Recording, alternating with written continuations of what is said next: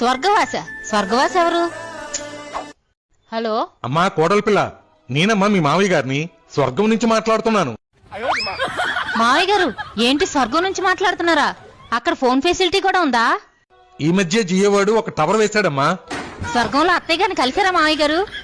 అత్తకు మించిన అందగత్తెలు ఉన్నారమ్మా. ఇప్పుడు అత్త ఎందుకమ్మా?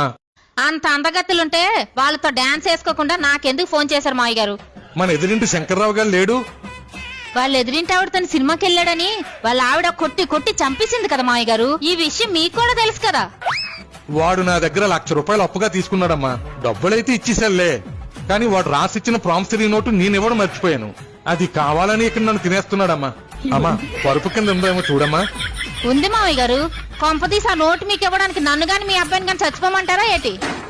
మన వెనకింటి దివాకరం కొనవూపురితో కొట్టుమిట్టాడుతున్నాడమ్మా. తులసి నీళ్ళు కూడా పోసేస్తున్నారులే. నువ్వేదోలాగా ఆయన చేతులు పెట్టేసావనుకో, ఆయన మీదకి వచ్చినప్పుడు నా చేతులు పెట్టేస్తారులే.